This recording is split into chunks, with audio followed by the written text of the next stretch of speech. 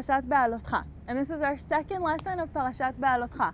So in 2 parshas ago, 2 weeks ago, we learned Parashat Bamidbar. And in Parashat Bamidbar, we learned how the tribes were organized around the Mishkan when they parked. But what was their order when they were on the go, when they were on the move? So the first thing we learned in our parsha was, how did the people of Israel know when to stop and when to go? There was a special cloud that followed the people of Israel from the time they left Egypt. And this cloud was on the Mishkan.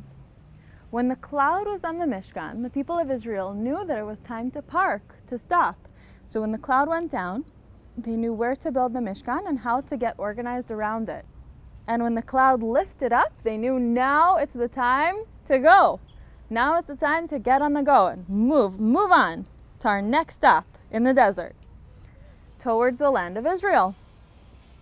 So, how did they go when the cloud went up? Did they just all, run ahead? No. They had their order. And this order we learn in Parashat BeHa'alotcha. So the cloud goes up, and we have the tabernacle, the Mishkan in the middle. And the Mishkan didn't look like this; it had covers.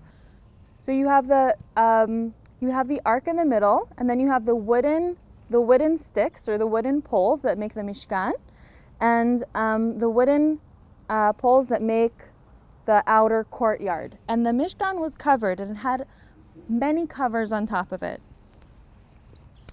All kinds of different fabrics and textiles on top of the Mishkan, made out of different skins of different animals.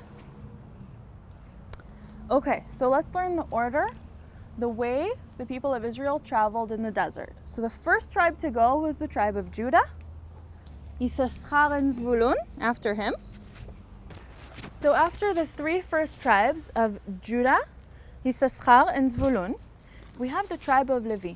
And the tribe of Levi had 3 families. Each family was in charge of a different part of the Mishkan.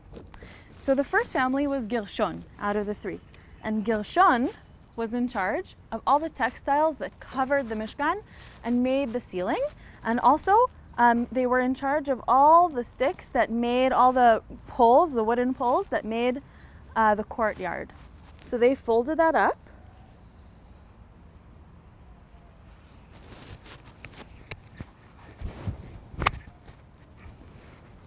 And folded up the courtyard.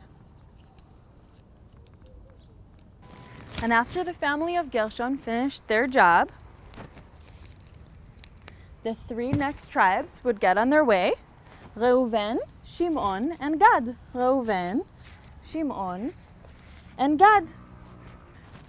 And then after the tribes of Reuven, Shimon, and Gad, the next 2 families of the tribe of Levi would do their part. And they were in charge of the sticks of wood, the poles of wood that made the tabernacle, and all the pieces inside of the Mishkan, like the ark and the menorah and the altar. So Merari would take apart the Mishkan itself, and Kehat was in charge of all the stuff inside of the Mishkan. And now that all the Mishkan is packed up, the next tribes are Ephraim, Menashe, and Binyamin, the tribes of Rachel, and then Dan, Asher, and Naphtali are the last ones. So this is the order of the tribes in the desert. And why does it make sense? Because when the cloud comes down and the people of Israel see it's time to stop and park, Yehuda, Issachar, and Zvulun will park first. The family of Gershon will start putting together the Mishkan. Reuven, Shimon, and Gad will park next.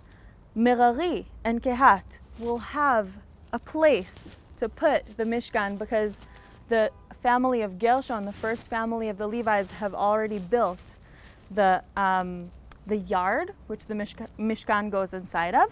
And then the rest of the tribes that follow will come and park after them, and the Mishkan will already be rebuilt by the time they come and park and join the rest of the people of Israel.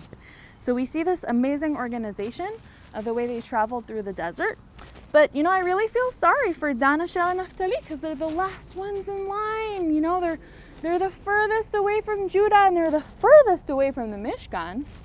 But actually, we learn that they have the most important job in the people of Israel because they are the ones who make sure no one gets lost in the desert. Imagine all the slowpokes walking in the back of the line and all the people who are a little tired. Dan, Asher, and Naphtali are the ones in charge, giving them energy and encouraging them and rooting them on and cheering them on and making sure that we don't lose any people, the people of Israel, on our way to our destination. So thank you so much for learning Parashat BeHa'alotcha with me, and have a Shabbat Shalom!